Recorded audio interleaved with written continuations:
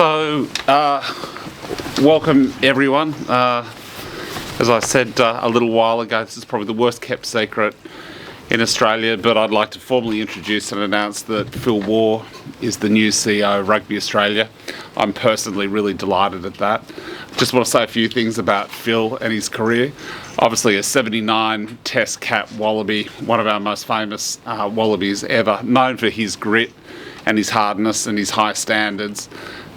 He was also a captain of the Wallabies, but as important as his on-field success was the very fact that he's had an illustrious business career where he's worked at the Commonwealth Bank in senior roles and currently at the National Australia Bank.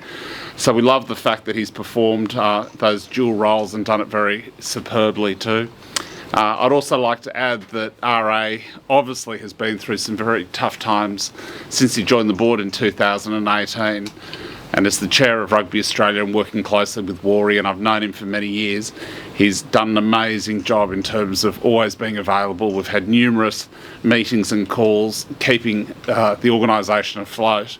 And in terms of the support that I've had, but also his business acumen and his ability to make decisions and do what's right for rugby has been absolutely fantastic. So there's absolutely no learning curve for Waugh whatsoever. He'll slip into the role. He'll start at the beginning of July.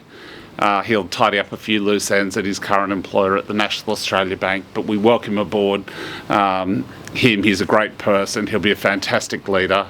We'd like to thank Andy Marinos for his service as well, but it's Waugh's day, and we're really thrilled that we can announce this great news. So thank you, Waugh. Thanks, Hamish. Thanks, Hamish. Just firstly, it's a huge honour and privilege to be named CEO of Rugby Australia. One of the most prestigious jobs across the sporting landscape within Australia. Just like playing, when you're selected for the Wallabies, getting the jersey is just one aspect. It's then about performing in the jersey, and I see that the same with this role. Being named is a huge honour, but now I have a responsibility to perform as the CEO. Just for those who don't know my background, came through the rugby pathways. Started at Narrabeen Tigers when I was 4.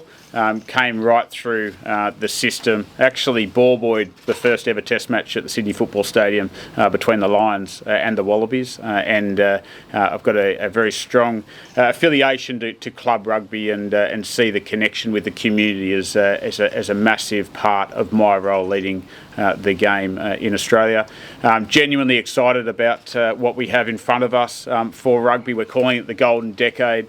And if you think about the World Cup this year, through to the Olympics next year, Women's World Cup in 25, Lions in 25, we have Olympic Games, Commonwealth Games, we've got a Home World Cup in 27, we've got another Home World Cup for the women in 29. We're entering into such an exciting period for the game in Australia, I've certainly got high aspiration and belief that we can be the best in the world across all formats, and that's certainly what we'll be aiming for.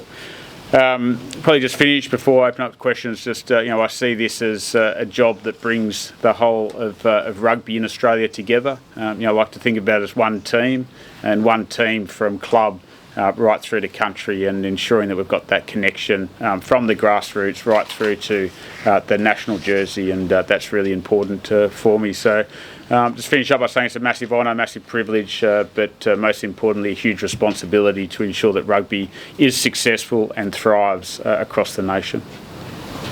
Very good. Jump into questions, guys. Phil, why did you feel this was the right time for you to take the job, and how long have you wanted the job? Yeah, I think it's really important. I think when you retire, and I did a couple of degrees when I was playing, to try and succeed in an industry outside of sport, and so entered the financial services sector, and I've had 12 years building my career there. And when this opportunity came up, I looked at what we have ahead of us, and I think it's just such an exciting time for rugby in Australia. And I think that we've got a huge opportunity to connect with the rugby family and the rugby community, and I think everyone out there wants rugby to do well. We've got a responsibility to perform on the field and drive that connection. So no better time, I think, than right now. And if we look at the path forward, it's very exciting. Phil, why do you think you're the best person, best candidate for the job? So I think what's really important when you think about the connection to grassroots is having lived it and breathed it for so many years. I think then having the international exposure with 79 caps. Also, if we think about areas of opportunity, going through a period in Super Rugby that was very successful, and we used to average 38,000 people at the football stadium. I think having that background of the professional playing side is really important. Then you overlay the education, overlay the experience within business, and then the governance experience I've had across the SCG Trust Board, and then more recently the Rugby Australia Board. So I think that connectivity between the community and the professional game, but also how do you ensure that you've got leverage and genuine influence around the World Rugby table, which my playing background hopefully helps with. Did the time on the board point to where the game needs to improve, like in terms of the governance experience, first role in sport, first role as a CEO? Did that time on the board show you, the challenges to Rugby Australia as well? Yeah, I think so. I think it's been, the whole world's been thrown upside down in the last, since 2020 when COVID hit, and certainly challenged sporting organisations, but all businesses, not just sport. And so, experience to ride that out, but also reset. And I think this is very much it has been a reset, and as I said, there's the opportunity, but you need to capitalise on the opportunity. I think we're talking about a golden decade, but that golden decade goes through to the Olympics in 32. But if you think about what's upon us right now, it's a sprint. You think about how close the Lions series is in 25. It's only 2 years away. We've got a World Cup in a few months, so we need to really ensure that we get that momentum. Eddie's done a great job in bringing that energy and momentum to the attitude within the Wallaby squad and amongst the players. So we've got a really good opportunity right now to hit the ground running, and that's going to be important leading into what are really big revenue events in 25, 27 and 29. What sort of top of your priority list? What areas do you sort of look at and go, we need to focus on that first of all? Yeah, probably culture. I think, from all the teams I've ever been involved in or businesses I've led, the most important thing is driving a strong, high-performing culture, and so I'll be focusing on that. If we can drive a high-performance culture, then that'll infect and infiltrate those around us. And so I'm really focused on the culture, and then connecting with our member unions, and then into the community. I think we've seen a really big gap evolve and get widened between the professional game and the amateur game over the last decade or so. How do we bring that back together? How do we ensure that we're all working together to beat other teams in the world rather than compete against each other? And I think that's really important. How long are you locked in for, Phil, and did you have concerns giving up the banking job? Well, I think I've had a pretty good trajectory in banking, I must say. I was in a really good role that I was thoroughly enjoying. But this opportunity was just so exciting, and one that I looked at and went, wow, it'd be pretty cool to be a part of that journey. Not thinking too far ahead. I think it's about making progress. As I said, it's about performance. So it hasn't been the greatest longevity in these roles, which I'm fully aware of. So therefore, goes from a point around performance. You've got to perform, and we've got to drive that culture, and bring the community along with us. I mean, this is a really exciting time, and as I said, I think the Australian public really want the Wallabies to do well.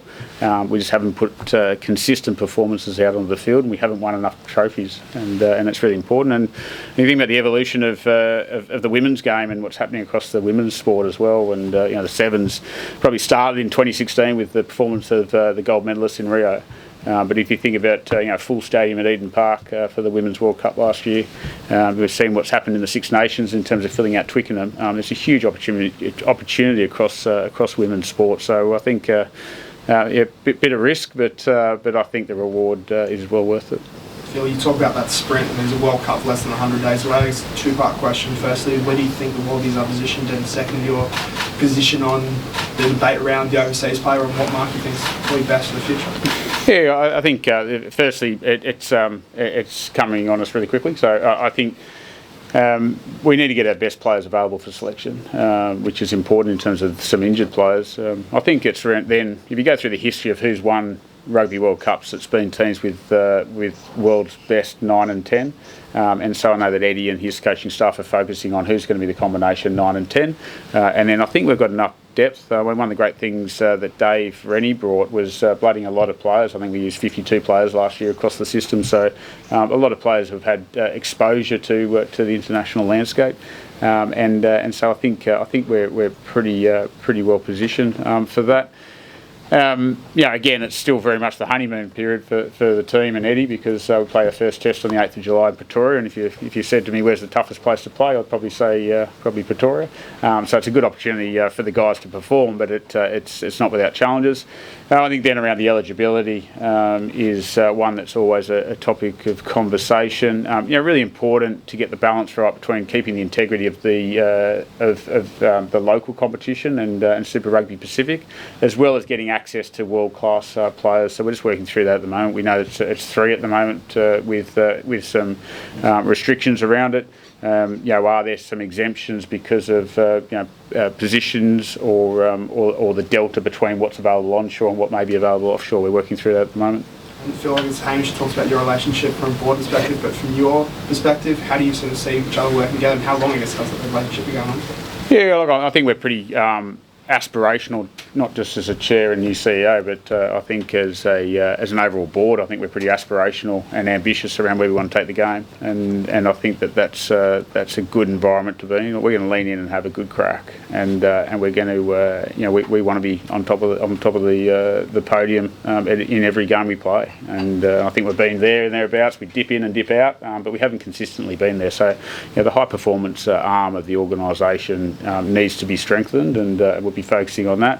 And as we know, things turn around pretty quickly if we can get those performances at the World Cup. Beating the All Blacks in the Blues, winning rugby championships, winning the O'Reilly Cup in the women's. The people want to support us, and so we just need to put that performance out in the field. As far as the chair-CEO relationship, with respect, Hamish is a very hands-on chairman, and he's been very involved in driving change. Will you be comfortable standing up to Hamish, I suppose, if you're at odds on issues and there's areas that you don't necessarily agree? Yeah, look, I think I see it as a team effort. I mean, you always have to have battles. It's a bit like playing or selection room.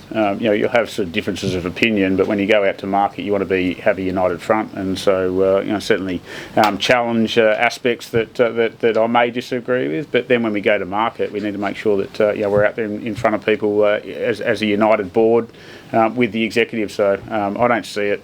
I think it's quite exciting. I like ambition. I like leaning in and having a crack, and certainly played by rugby that way, and intend to lead the organisation the same way. I think something that's brought rugby in the headlines a lot lately has been the signing of NRL players. What's your stance on this? Are you happy to pay big money to get them across? I'd prefer to pay less, but I think that the reality is, my view is that we've got a sport that is very compelling that other sports can't offer in the Australian market, and I think I'm a big believer in whilst we'll compete for talent, the Australian sporting landscape is too small not to allow us to coexist across different sports. And my belief is that as a national body, we should be encouraging boys and girls to play as much sport as possible. And if that means someone's playing soccer, AFL, rugby league, I'm less concerned about that as long as they're having the opportunity to experience rugby. And I think that's how we'll get the best opportunity to see talent earlier, but they'll also get the opportunity to experience rugby and all the benefits of rugby. So it's a really exciting, we've coexisted with rugby league since 1908. It's not new ground. It's just how do we ensure that we provide as much exposure and opportunity to those that experience rugby as we can. Phil, there's a process going on at the moment around whether or not private equity will invest in rugby. What do you think potential investment for private equity could do for the sport? Yeah, I think, it probably goes back to what I was talking to earlier around, the challenge of 2020 and onwards with COVID. The overlay of just a very congested market in Australian sport. And we know that all sports have been challenged. So it's not new. the conversation on private equity in sport globally. We're certainly engaged in that process, and I think it's exciting. I think it's exciting in terms of lifting profile, lifting investment, but also we need to change with the times rather than hang on to where we've been historically. And so I think it's an exciting time. Do we end up down that path? I think we're in the process, and we'll see. Phil, you played at a time when there perhaps wasn't this holistic Australian rugby, approach. Clearly there's no love lost between Queensland and New South Wales rugby. How do you think your appointment will be received in Queensland and around the country?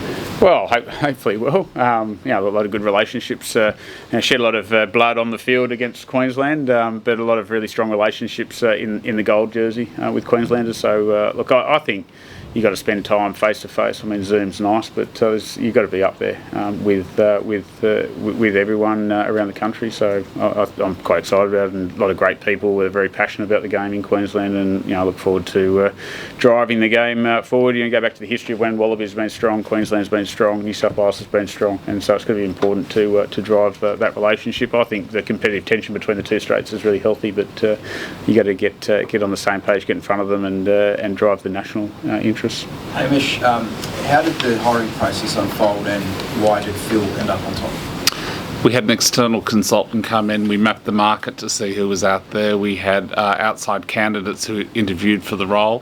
Phil put his hand up. He has great respect amongst the board, but it was a very fair and transparent process, and he won hands down. So he delivered a stand-up presentation with his vision for the future, and it really excited the board and our stakeholders, and he won it fair and square.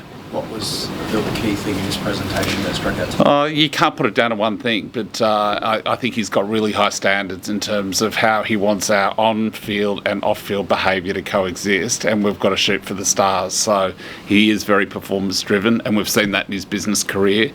And the board and I took a lot of comfort from the fact that he's been there doing the hard yards over the last 2.5 years. And so when I look at my interactions with Phil, we've had the healthy debates and disagreements on a range of issues, but we've always ended up in a better place, and I think the board recognises that too, and they've taken a lot of comfort from his insights around the game and how we can drive it harder. Quite unusual for a director to become a CEO. Is there advantage in that, do you think, like as far as Phil has had experience in the recent there are precedents, but quite often the answer's sitting under your nose, and so everyone respects Waughie internally and externally, and so we were conscious that we wanted to run a process and make sure that we benchmark some of the best people who are out there, and as I said, he won, and so it might be a little unusual, but it has been done before in other organisations, and we felt very comfortable. So we had external advice, an external process, other candidates that we spoke to, and he won it fair and square. And Phil, 2 decades ago, you were chosen by Eddie Jones at the World Cup. Can you talk us through your relationship with him at the moment, but also how, similarly with Pado's question in regards to standing up to Hamish, how do you think you'll go with managing that relationship? Yeah, it was always very robust with Eddie when we're playing. I mean, the great thing about Eddie as a coach, he knows, or back then, and he's obviously grown and evolved a lot, but knows how to get the best out of each individual. And I think I was 22 or 23 when Eddie came in and coached the Wallabies, and provided me with great opportunity, but also drove me to the best possible performance as a player. That was 20 years ago.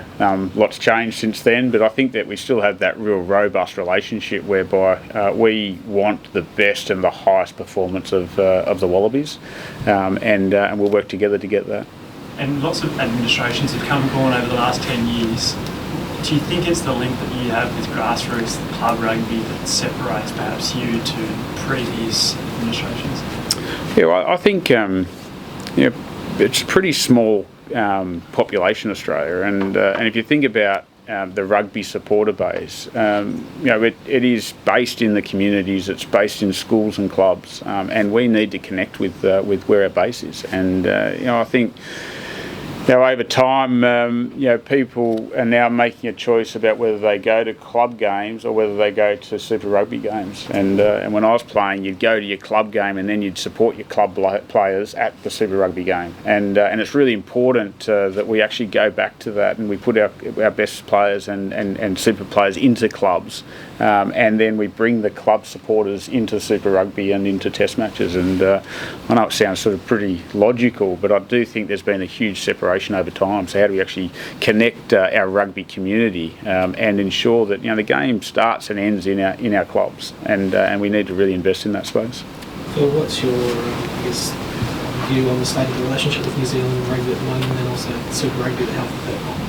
Yeah, firstly, I think it's a healthy relationship with New Zealand. I think it's reasonably robust, but we both want the same things. They want the All Blacks to be winning, we want the Wallabies to be winning, and we want a fair JV relationship with the Kiwis. So I think that the relationship's really good. Super Rugby performance hasn't been good enough, and I was going through with Eddie earlier today around our statistics on our performances across Australian Super Rugby teams over the last period of time since 2016, and then when you take out the Australian versus Australian Super Rugby games, what those statistics look like, and they're considerably lower. So we need to lift the performance across our Super Rugby clubs more broadly, and we know when we do that, then feeds through to better Wallaby performances. So it's certainly a reset across Super Rugby clubs, but also working closely with Mark Robinson, my counterpart in New Zealand, to make sure that we've got the right distribution of players across the teams. Is that indicating? I think we need to be pretty creative.